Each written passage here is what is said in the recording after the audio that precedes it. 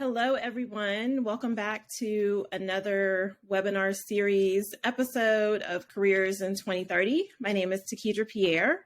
I serve as the Communications Director at Prairie View A&M University for the College of Agriculture and Human Sciences. And I'm super excited about this conversation today because my background is health science and all things health science, CTE, secondary education. And it's February, it's Heart Awareness Month. And so I used to be an advisor for HOSA, Health Occupation Students of America, Area 6. And I remember that I had this great shirt with a heart on it. So I thought I'd wear that in celebration of the month and heart awareness and education and prevention. And we've got some great guests today that I want to go ahead and introduce. And so just to give you a little bit of background about our webinar series, this is an opportunity for us to showcase professionals across different areas, various industries, to get those conversations started or continued about what careers in 2030 will look like. So 2030 is not far away. I mean, 10 years ago, it sounded like it was, just so far away. And now we're literally in 2023. So those careers and opportunities that students need to start thinking about in order to prepare for what the future looks like, it's already here. So we're excited to have guests here to talk about their experiences, to share the things that they've done, but then also give some insight into their career field and not just their story and how they got to where they are, but what's happening in the areas of technology and innovation and entrepreneurship that most people may not know about. If you're not in the field, you may not be aware of all of the great things that are taking place. So this will give you an opportunity to get some insight. And so today we have Dr. Philip Chow. He is a cardiothoracic surgeon. Is that right, Dr. Chow? Did I get that correct? Cardiothoracic surgeon at Houston Methodist, which it really is one of my favorite medical institutions in the fabulous Texas Medical Center, which is the largest medical center in the world. And I'm excited to talk to him and learn more about his background and how do you even become a cardiothoracic surgeon? What is that for those who do not know? So Dr. Chow, if you could introduce yourself and give us just some brief insight about what a cardiothoracic surgeon is. Hi, good morning, everyone. My name is Philip Chow, and I am located in Houston, Texas. I'm a heart surgeon, heart and lung surgeon. Cardio is heart, thoracic is lung. So cardiothoracic surgeon at Houston Methodist. I've been here for 2 years. My specialization is in heart transplant. I do heart transplant, lung transplant. I do mechanical pumps in patients that are very sick. So what is a cardiothoracic surgeon? The training route is you go to medical school 4 years, and then after college, 4-year university, apply to medical school, get in. After that, I did general surgery training for 5 years because of the complexity of cardiothoracic surgery field. We have to do extra training. So it's many years of schooling and training, eventually to kind of become a heart and lung surgeon. The journey is worth it. It's difficult, it's long, but it's definitely worth it. The rewarding experience of being able to help patients make a huge difference in changing patients' life for the better. That's why I'm here today. Awesome. I have so many questions just based on what you just said. So many things I want to say. The first thing is, what made you want to get into the field of medicine and then particularly into cardiothoracic surgery? Yeah, so I my upbringing, I was born and raised in Taiwan. It's a small island country in East Asia. I came to the States after high school, spent a lot of time on the West Coast. So I think the educational system here, so I wanted to be a doctor when I was very young. Because my father is a physician. He's a cardiologist. So kind of seeing him how he treats patients and how he treats his family members with his medical knowledge. We never have to go to doctors because he's a doctor. So that was that was kind of one of the reasons why I wanted to become one. It's very the route to become a physician in Taiwan was very narrow and very limited, challenging. You have to kind of decide, and be admitted after high school. Coming to the United States gives a better opportunity because you use your 4-year university college experience to diversify your knowledge, to learn more about everything, and then you make a decision to enter the healthcare field. So that's why kind of my route, my journey of becoming a physician starts from kind of how I was growing up in the family of kind of medical field, and kind of make my way through the United States. The opportunities to come here to pursue medicine is kind of what brought me here. Nice. And so, were there any particular strengths? I know, growing up in Taiwan, which is a beautiful island, I've been there before. Growing up there and then coming to the States and the West Coast and experiencing the differences, well aware of the differences in education and kind of the path, especially for healthcare. Were there anything, or was there anything that you recall growing up, seeing your dad? I mean, that exposure, I'm sure, was amazing. But were there any skills or hobbies or anything that you thought of that just really solidified you knowing that you wanted to be a doctor? You're good in math and science, obviously, but was there a particular subject that really stood out for you? My favorite subject growing up was math being one, and actually English is my second language. So it's like English was one of my favorite subjects. So in terms of kind of medicine, like field of medicine. So I think if you look at in my opinion, looking at the objectives, meaning the grades, the scores, mm-hmm. I think, or courses, what are the important ones? I think, definitely science is important, more like a healthcare science, like biology field, because it's kind of related to medicine. I think, contrary to what other people are thinking too, critical thinking skill is also very important. Yeah, for sure. Because medicine has progressed so much. We call medical science. It's a science, but it's not an exact science. There are a lot of rooms for interpretation, for different, variations of things. We still don't know 100%. We barely know much about the entire field of, medicine, and we cannot predict 100% of what's going to happen. We're getting better and better every single day. So I think critical thinking skills are very important. Interest in science and doing well in science is important. But I think outside of the classroom, outside of all this, the objective numbers, it's also very important to be willing to help people. We're in the business of helping people. If we're in it for the wrong reason, we have to be interested in the field, but also we need to be willing to sacrifice. Sometimes we're working on the weekends, working in the middle of the night.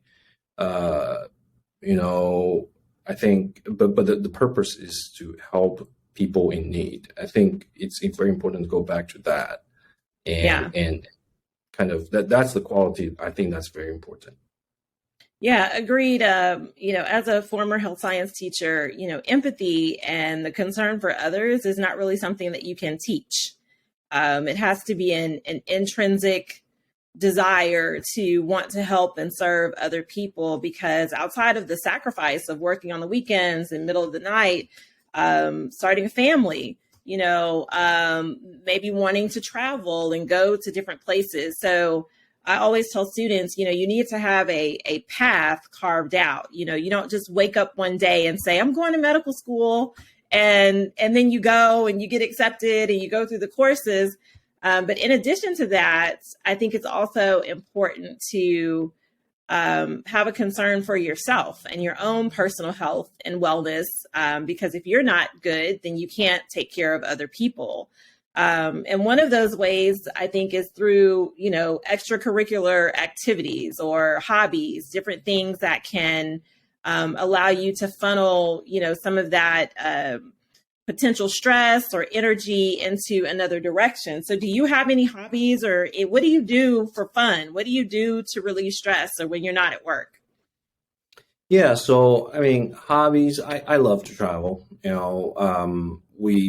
Me and my wife, we travel around the world. Just like to experience new things, new cultures. We like food. Like the typical stuff. And you brought up a good point. Having a life outside of work, outside of medicine, is very important, because it's becoming, medicine is changing, and like every field is evolving, is changing, and I think it's very important to kind of diversify your interests, and it's going to help kind of maintain your quote unquote sanity in the field, because it's always changing.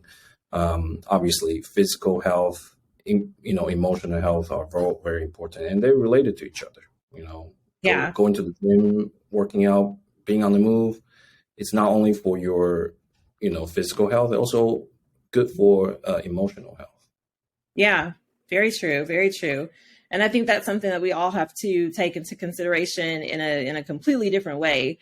You mentioned that, medicine is changing, and our overarching topic of careers in 2030 and the future of careers. How is medicine changing? How can you describe that to a student who's interested in going into the field? So we'll start by, I think there are two aspects. It's changing because our patients are changing. Our patients in general are living longer, which is a good thing. However, the longer they live, the more chronic medical problems they tend to develop. So, and it's evolving. On the other side of the token, it's changing because, as we all know, right now, the technology nowadays compared to 10, 20 years ago, even 5, 10 years ago, are completely different. Lots of AIs, a lot of wearables with your watches can detect if you have heart arrhythmia, and it counts your calories, stuff like that. And that's more on the consumer standpoint, but also, in the field of medicine, always there are new drug development to try to correct certain medical problems, maintain certain medical conditions. In my field, in cardiothoracic surgery, many instruments, many devices are being developed and invented and improved upon. Different generations of pumps and valves and devices that will help the patient in their sickest condition, and hopefully to reverse whatever condition, heart condition, health condition they have, and improve the quality of life and make them live longer. So I think obviously technology is improving, and patients are changing as well. So with that technology, there's some exciting things going on in cardiovascular surgery. I know several entrepreneurs that are down in the medical center at TMCX. They're creating great devices, or like you said, making a device that exists better. So there's a big space for, improvement, because we learn so much over time with research and with clinical trials and different things that patients are doing or not doing.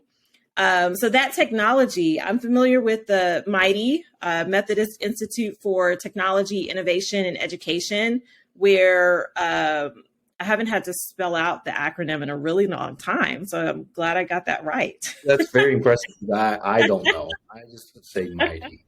Yes. And so, cardiac specialists from around the world come to Mighty to train, to learn, to teach, to engage, to network, to share best practices, to share case studies.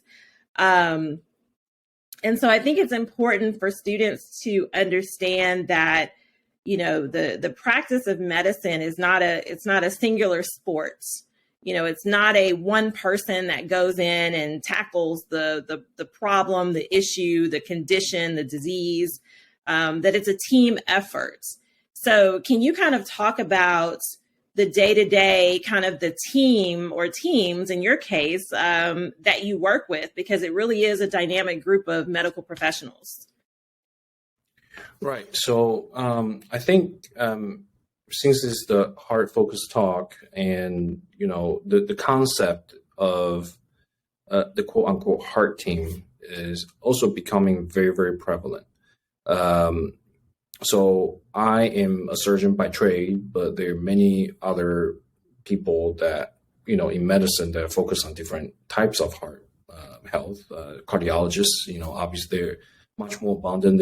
They're day-to-day managing medicine. There's also in my line of work, I do heart transplantation. So the team consists of the surgeon, the cardiologist, pharmacists, coordinators, nurses are a very important part of a team. And it's not just about the medicine; it's about the patients. When we try to take care of them from a global perspective, because as I mentioned, patients are getting older, getting sicker. It really is important to involve, more specialized, more people from the specialized fields, respective fields, to take care of the patient as a whole. Because I cannot, as much as I want to, I'm not going to be able to manage the patient's medication as well as, my cardiology colleagues. At the same time, if the patient needs a procedure, I will be the one that's doing the procedure because they won't be able to. So it really, teamwork is really, really important. Yeah, thank you for clarifying that. For any of our students that, plug in, there's a difference between a cardiologist who is kind of the primary care doctor for a patient, regulating medicine, doing initial diagnostic testing, different things like that. And then Dr. Chow is a cardiothoracic surgeon. So he has a specific role and a specific method of treating whatever is going on with that patient. So there are levels to cardiology. And so if you're interested in more direct patient care, becoming a cardiologist may be the best option. Whereas if you really want to get specialized and you want to get into the depth of research and innovation and finding different ways to treat patients that have these chronic illnesses, then going more in the direction of a specialty or a surgical side would be better for you. And so I just want to kind of circle back to Mighty and the technology and innovation that takes place there. Are you familiar with Blossom Medical, Dr. Chow? No, I'm not. So Dr. Lumsden at Methodist and Blossom Medical have a really great relationship where Blossom has the world's largest 3D medical animation library. And what they're doing is creating a space for students to learn about the medical field virtually. And so Blossom historically has housed on their website different videos and different ways for the everyday person to understand some complex medical diseases and procedures.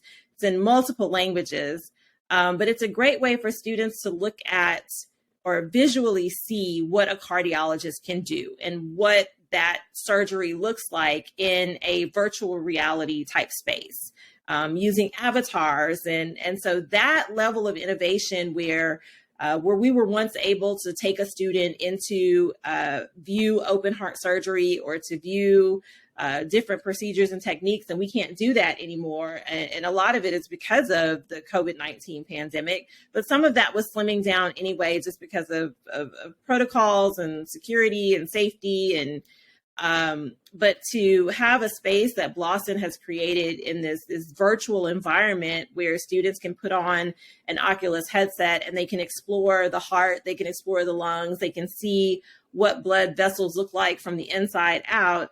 I think that also lends to how the medical field in regards to education is changing. It's not just the textbook that you look at and open up and see a flat static picture and say, oh, wow, the heart's this side is red and this side is blue. Like those days are over.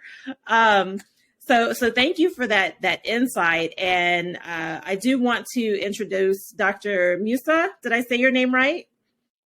Yeah. Thank you. Hello. Welcome. Hello. We're excited to have you here. So Dr. Chow and I have just been engaging in a great conversation about his specialty of cardiothoracic surgery, and just talking about the medical field in general and what students may be looking for in pursuing a high-level career in medicine and how they can get to that path.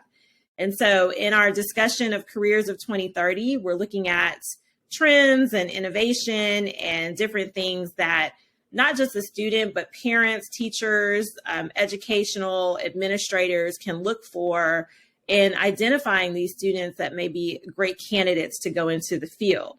So I want to give you the opportunity to introduce yourself and give us a brief background of what you do. Oh, thank you. That's great. So thank you. Thank you for the introduction. Thank you for the invitation. And thank you, my colleagues, Chow, for the starting the conversation. So basically, I am a cardiologist. So, but I like type of cardiologist who sees a patient at the beginning, but also I am doing cardiovascular intervention. So to start with, let me put it like this. Nowadays, we consider cardiovascular care in general is a continuum. So you need many stakeholders and you need many people involved in the care of one patient. So you need the doctor who sees the patient, make diagnosis.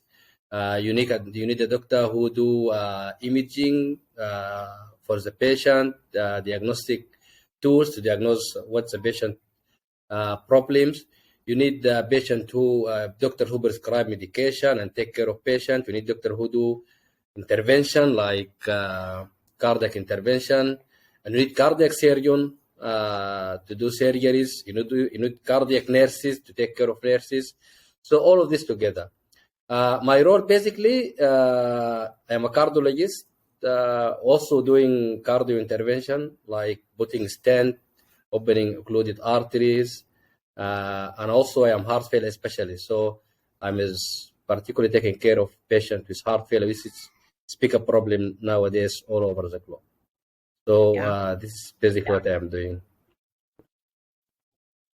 Yeah, thank you for explaining that. And I think you reinforced what we were talking about right before you came in, is just the difference between your role and Dr. Chow's role in you have more direct patient care, some of the things that you encounter and deal with. Tell us about, the heart failure. What is heart failure? What leads to heart failure? And why are you seeing such an increase in patients that have heart failure? Oh, that is good. Good question to start with. So nowadays we consider heart failure is a pandemic. It's a pandemic all over the world. In my opinion, that comes from two main issues. Number one, aging of the population. So now people, because of the good healthcare, actually they live more longer. So it's very common to see 70s, 80s with heart fit and good. So whenever you go old and old, then you have heart failure as part of the aging process. You have other issues like dystebrism, what you call atrial fibrillation, stiff heart muscle, so problem with valve. So all this lead to heart failure. And the second view also is because of the good management and treatment of other emergency cardiac condition like myocardial infarction, heart attack. You know, before people are dying before reaching the hospital, 50% mortality early on. Nowadays, we have very early good intervention, so people, they can overcome that heart attack, for example, but as a consequence, later, maybe sometimes shorter, maybe time longer, they develop heart failure. So this is why nowadays heart failure is one of the big issue the community of cardiology facing, the hospital administration facing, and the community overall is facing this issue. So this is why we are seeing more and more patients of heart failure, and this is why recently many of the technologies and innovation actually are directed to pick up this patient and how to follow and treat them. Mm-hmm. Right. Very good explanation. And again, reinforcing what Dr. Chow was talking about people living longer, and the longer you live, I guess that kind of opens the door of the more issues that you may have based on your lifestyle. So Dr. Chow, why don't you kind of lead this conversation? Because you kind of see patients at I don't want to say the ends, because that's not right, but it's close. It's close. It's close. Yes. See them when they're already so far gone that there's not a pill, there's not a quick diet change. So kind of tell us about the patient that you see and what you wish they would have done to not get to the point to where you see them in the state that they are. That's a great question, and it's great kind of lead into what Dr. Musa was talking about. You know, we're speaking on the topic of heart failure. I mean, I think 90% of the patients that I see have heart failure. We do transplantation when the heart doesn't work anymore and nothing else helps. You know, there are different levels of heart surgeries. You know, if the most common ones worldwide, at least in the Western world, is a coronary artery disease, which when there's blockages in the arteries, we reroute the blood flow to a viable target, so the heart muscle can still receive blood. All the body, every tissue, all the tissues need blood support, and obviously heart is the motor, the main pump for the whole body. So a couple of ways to treat that, like Dr. Musa said, you know, you can, well, first of all, treat with medicine. Secondly, treat with stents. And then the important, very severe, coronary disease patients will need coronary bypass. And could be some valvular problems of the heart. The heart has 4 valves, and they could leak with infection, with leakage, or with calcification, aging of the valves. So you could either do a percutaneous, minimally invasive valve, or you do surgical valve. So many times, even after you correct those problems, or the patient present too late in the game, they develop heart failure. Even if we do those surgeries, the bypass surgery, the valve surgery, or correct the arrhythmia, for example, the heart is too far gone. So they come to me because they either need a permanent pump, mechanical pump, or they need replacement of their heart transplantation. Your question about, like, you know, how can this be prevented? You know, it kind of goes back to what you were discussing earlier about the team, the teamwork, the multiple members in the team, and cardiologists and heart surgeons rely on each other. You know, obviously surgeons need to have good clinical judgment, good skill set to help the patient and do a complex surgery to, you know, improve their quality of life, improve their longevity.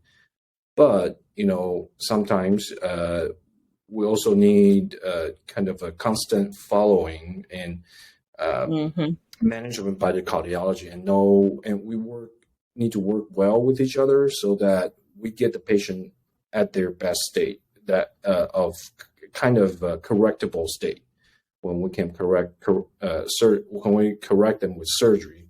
A lot of times still happen in our in my daily practice. A lot of patients will refer too late for whatever reason. It doesn't necessarily need to be.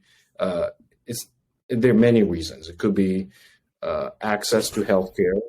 Could be in the United States, unfortunately, there's always some insurance issues. So Right. there's multiple issues, but I think it's important to have a good kind of primary care, constant follow-up, so we can monitor the patient and help them the most. Dr. Misa, do you want to add anything to that? You see the patient before Dr. Chow. So when you see a patient that is, with your experience, going in a certain direction, what can you do? What do you tell them about how they can make some changes so they don't end up, at that kind of endpoint of needing a transplant or any of the other, really high level procedures? Okay, so let me just one more important information. The WHO, for example, estimating that 17 million of patients died every year due to cardiovascular disease. So that is almost 1/3 of all deaths. And this is expected to be more than 23-25 million by 2030. And not only disease, but cardiovascular diseases also, they known to have more burden on economy. So very costly diseases in general. And when it comes to treating, to asking patient to do this and not to do this, also we have to take into account now this is part of the daily life living, So, for example, we ask patient not to smoke, but of course, many of them, they continue to smoke. Mm-hmm. Although they know this might harm their health. We ask them don't drink much, but they drink, for example. You ask them to take your tablets regularly, but they don't take. But, you have to take this into the general life condition. Life is changing. People nowadays, they want to live their life. I mean, they want to go socializing, do their life. To meet taking these tablets today or the other day, just to do social life. So it's not easy. That is the patient or the people that are going to do whatever you tell them to do.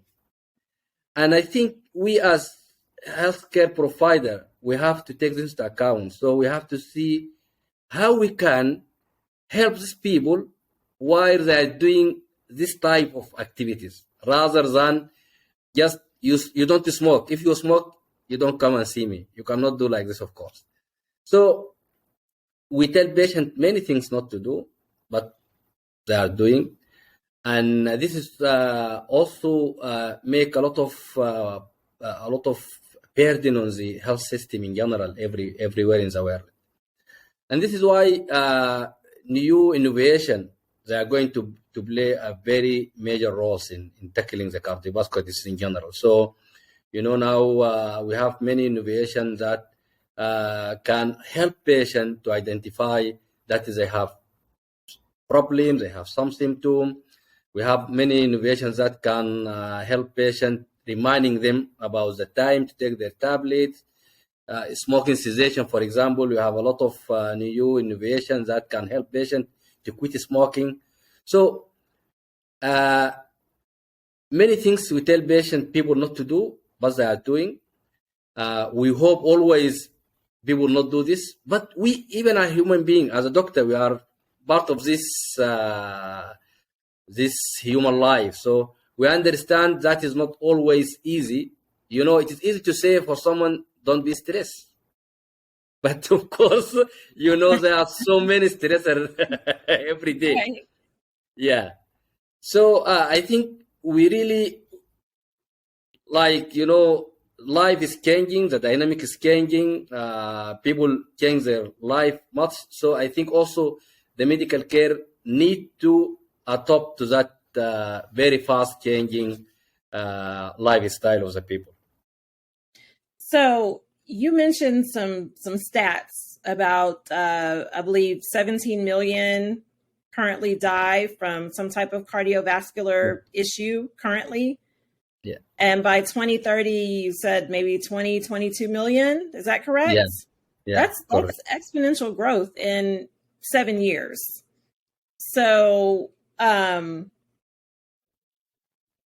my question, that's a lot of people that are getting to the point of being in Dr. Chow's office and all of his many colleagues. And so, with that type of growth, there's a huge need for more people in this field, for more people to come in and get, the education and the training to be able to treat this large population.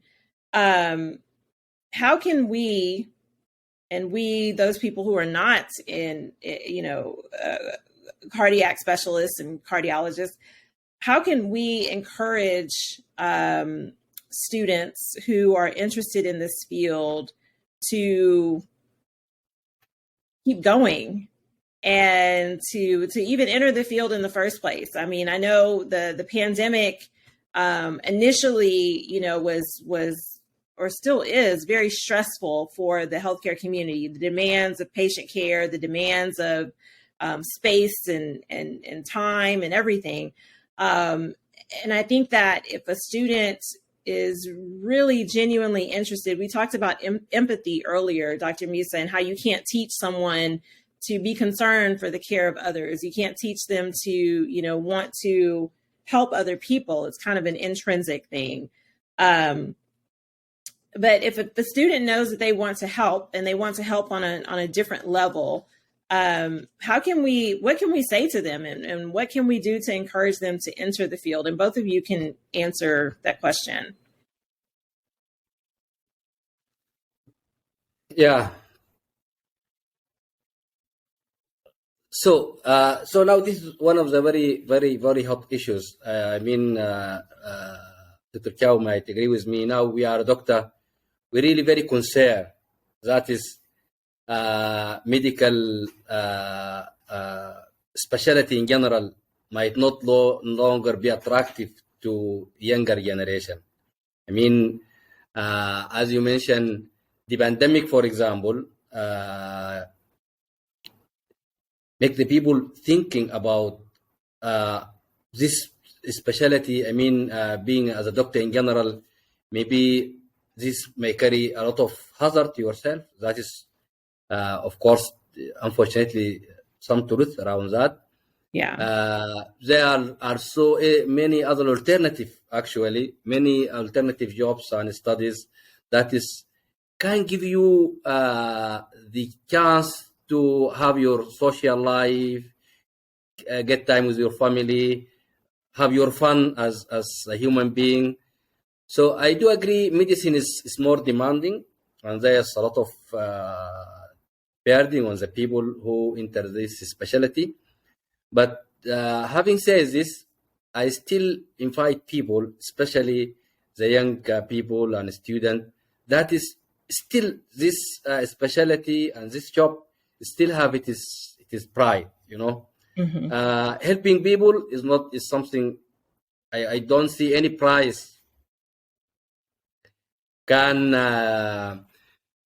be a reward for this. So whenever you help a people, whenever you save a life, yourself, you feel very, very satisfied and you feel very happy, and that is something you cannot exchange with anything else. But I do agree, it's very difficult to teach people this. It's very difficult to let the medical student or patient in the early career, that is, to have this empathy. So I think on the other side, we have to make something to move to other people. I mean, for those junior or medical student or the student, we have to make this specialty attractive to them. And this is we can do many things to do this, not only for the salaries but also for the working environment. We have to think how to make it people friendly for those who are working in the medical field. We have to make to cut down the understaff, so you don't need to work long hours, so you can work 8 hours per day like any other employee in any other specialty or other discipline. So still, despite of all issues relating to medical practice as profession, still we have to do a lot of effort to make this attractive to younger generation. And I think without this, we all are going to suffer. As human beings, we are going to suffer because even the pandemic, it shows that we cannot run the life without doctor and nurses. So they are needed. Definitely, they are needed. And despite the development of technologies, a lot of technologies now is coming to play in the medical service in general, but still you need the human beings. So all these technologies, AI is coming to be a very game changer in the medical service in general. But I do see this as helping the medical worker, I mean health worker in general, rather than replacing them. So you cannot replace the health worker with any other technologies or any robotic or anything. But this is going to help them much and to help them shorten their duties, focus in the areas that you need to focus on. So I believe we need to make the working environment more attractive to younger generation. Dr. Chow, do you want to add anything to that?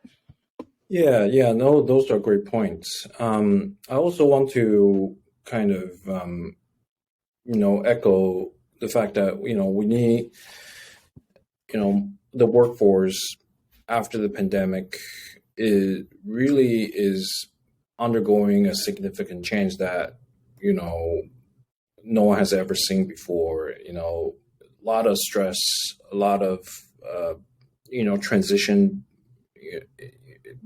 with the current different situation, condition, many turnover rates, in the staffing, not just for physicians. Actually, physicians are not really affected by the turnovers, but it's the ancillary staff. There's a great need, at least in the immediate future, for healthcare workforce. But I also want to point out that, this is the focus is on heart care, heart health, and medicine. It's not about being a doctor. Yes, Dr. Musa and I are both, MDs, but the healthcare workforce consists of, so many other key components, including, I'll just name it, doctors, obviously, and nurses are integral part of our healthcare system. More and more, at least in the United States, more and more patient care are relying on physician assistants and nurse practitioners. In our cardiac care ICU, we have not only the nurses, but they need to be specially trained to take care of critical care, very sick cardiac patients. In my line of work, in heart surgery, if we go to the operating room, we do heart surgery on people. It's not just one surgeon there and no one else. We have cardiac anesthesiologists who are anesthesiologists that put patients to sleep, but they're specialized in patients that need heart surgery. Just at my table in the operating room, there's a scrub tech that is expert in knowing all the instruments and handles the instruments at the right time. Important part is there's a profession called perfusionist, And these folks, they manage the heart pumps. When we do heart surgery on patients, we stop the heart. They're the new heart. They manage the pump so that the patient can stay alive throughout the surgery, the duration of surgery. So I can go on and on about different opportunities in the healthcare that is not limited just going to medical school and applying to be an MD. And because I think medicine is not for everyone, but it is a very rewarding experience. It also it's a privilege. It's a privilege to be able to affect the patient's lives. I think the best way to find out at this stage of your life will be there will be many opportunities to volunteer in local healthcare clinics or hospitals, and you don't even need to be involved in patient care. You volunteer, you talk to the patient's family, or volunteer at a shop. You start with that, being in that environment. As I started the conversation, I was growing up, my father is a physician, and I go to the hospital. I was a kid. I did not do anything clinical, but just see if you like that environment, sick patients going in and out, family going in and out. See if that's where you see yourself work. Not just, being an MD, but how about a nurse, tech? There's so many opportunities.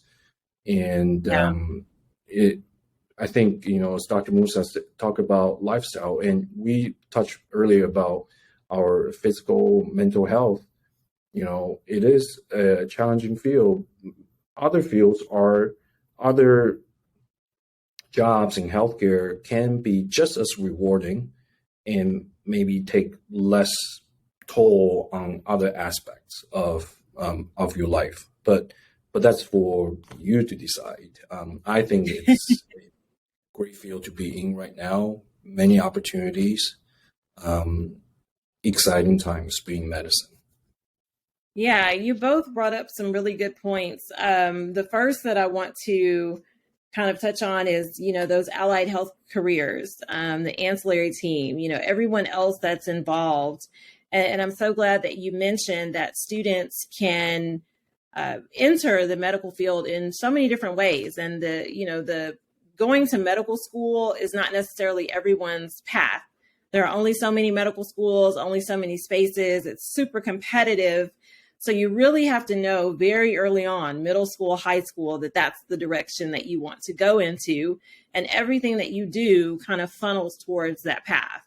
So it's a very strategic game to play as far as getting what you need to prepare for a career in medicine, going to medical school, specialized training, exposure, internships, just being in the space so that you can see all of these different careers in action. Even if you don't know the title or specific day-to-day roles, seeing the healthcare team and being around that by volunteering at hospitals, by doing internships. In the state of Texas, we have career and technical education, and health science is a career cluster.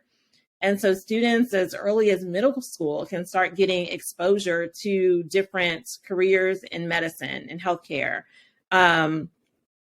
And so you also made the point about, direct patient care may not be for you. Everyone is not meant or is not equipped to deal with direct patient care and some of the things that can come from that. There's the business side of healthcare. There's the administrative side of healthcare. All of these different pieces come together, but ultimately the desire to serve patients, the desire to make the quality of life of others better, and ultimately make a difference, I think is the common denominator. You both have talked about empathy. We've talked about, having that care for others. Dr. Musa, earlier you mentioned just, prevention things that people can do. You know, you can tell them all you want to stop smoking. You can tell them to eat differently. You can tell them all these different things. How do you approach young patients that are doing things that you already see could lead them in a unhealthy lifestyle overall? There are so many different things that young people deal with now that maybe were not as prevalent when we were growing up. There's vaping. I mean, we had smoking, obviously, but vaping and the combination of multiple drugs and the combination of bad behaviors. What do you tell a young person that's engaging in that type of activity to prevent them from going down a path of destruction to their body?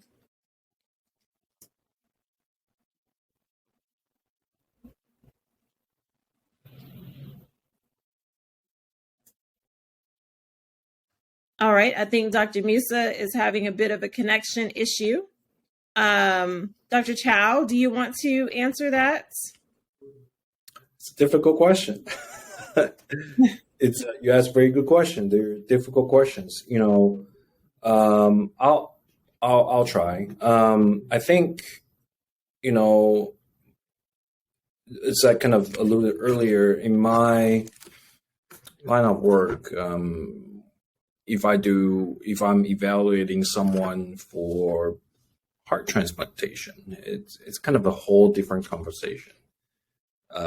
It's not just about doing the surgery. You know, you want to make sure, you know, each heart, each organ, whatever it is, a transplanted organ is a gift. It's a gift from a donor, a deceased donor.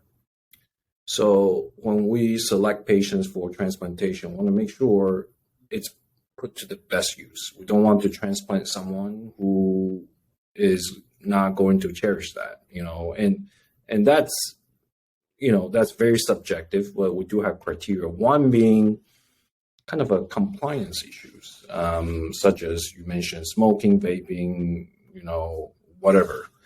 So it is very important. I think, you know, sometimes we have to kind of just really have a, you know, very genuine talk with the patient. Hey, listen, you know, this is the end of the road. We could save your life by doing this life-saving surgery, but you need to really, you know, think about, yeah, you know, another thing is think about your family. Think about who, you know, think about your loved ones. And we know the smoking, the diet, all that. If someone's continuing to smoke and some continuing to not eat well and have uncontrolled diabetes whatsoever, you know, you're not only you will not do well, you will suffer. Your loved ones will not have you for long. So, I mean, again, that's a conversation that's kind of, fortunately, you know, I see it a lot, but I don't have the volume of the cardiologists, the patient volume that they face every day. So I applaud them for what they kind of are dealing with. But no, it's never easy. And you know, as you mentioned, cultural.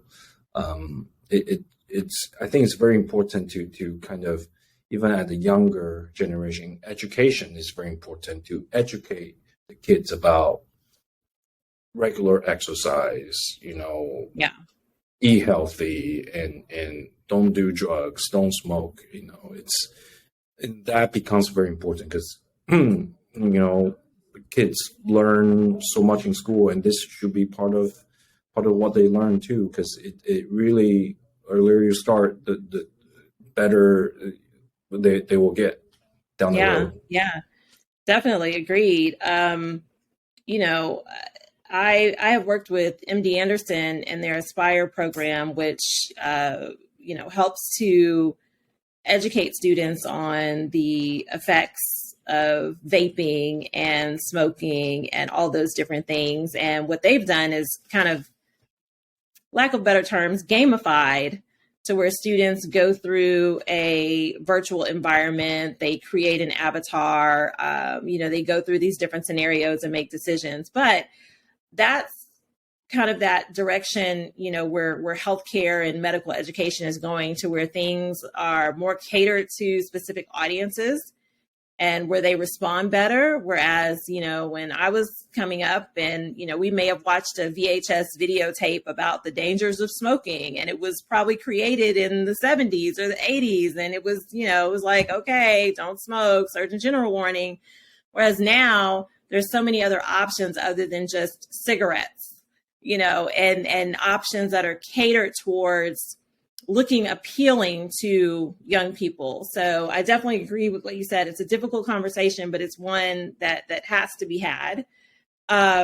We've had some really good, I almost want to say introductory conversations, because every single question could lead to a deeper dive into those topics and a deeper dive into, how we can get more students engaged into the medical field. Because I do see that we will have some gaps here soon, resulting from that time period during the pandemic when students weren't able to get all of the exposure and the internships and clinical rotations. So those entry-level careers, we'll see shortages even bigger than what we see right now, because we don't have that influx of students who are just getting out of high school or just getting out of a certification program and going into the medical field. So we do need to collectively come together and figure out how to solve that problem. As we start to kind of wrap up, do you guys have any advice on what you would share to a young person, whether it's elementary, middle, or high school, or even a college student that is interested in a field in healthcare? Any words of wisdom or things that you can tell them? I wish I had known this, or, just words of wisdom that you can share with our audience. Dr. Musa, you're back. You want to go first?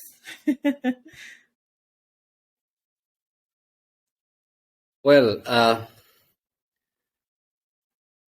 I think there are many advices or wisdom can be said, but I will just concentrate on saying 3 points, and maybe Kia will add on that.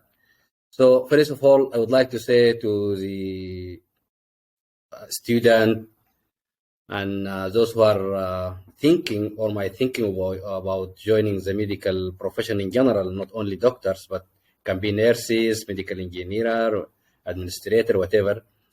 So the very things you need really to think about making a difference. So you think about yourself that you want to make a difference, and you want to make a difference in people's lives, the way they live, the way they entertain their lives. So if anyone think that is he or she, one of his or her mission is to make a difference in people's lives, then I think choosing a medical profession in general would be a good opportunity for that. And number 2, I really would like to advise the young generation that is you really need to be self-confident. So we hear and we read and we went through many discoveries and innovation made by very pioneer people. So this story of success in life in general need to continue. So I think the young generation also, they need to be self-confident. They can make more innovation. They have better chance now than the people before. They have better chance than us. So they have the full chance and good opportunities to make more innovation, more discoveries in the field of medical service in general. And number 3, we really need to think about living in our life while giving other people some of your life. So I don't advise anyone to just 100% spend your time in giving in medical profession, but you always need to think about yourself and about your family as well. So you need to give sometimes, and we better to build this early on. So from early on, build your own habits, build your own style, have fun for yourself. Then when you come and practice a medical profession, then you have your own life, which can entertain you as well. Chow will add a lot, I think, also. Dr. Chow, any words of wisdom to add to that? Those are great advices. But the only thing I want to add on top of all that is, interesting healthcare field, medicine. It's a great time to be in medicine. It's a time of the greatest need. Is in the pandemic period, lots of turnovers, lots of changes. In a good way, unpredictable.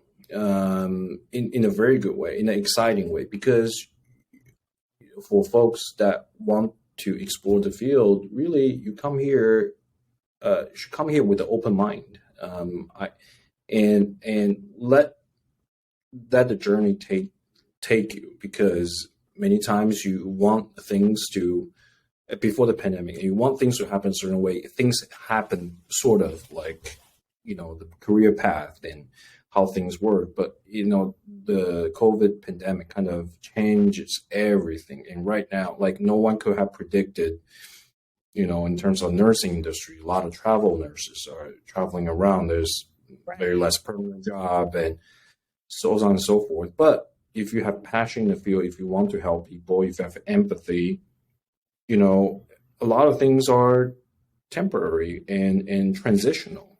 If you're going with an open mind, knowing your main purpose and what you want to get into the field is to, whatever that is, helping patients, making a difference.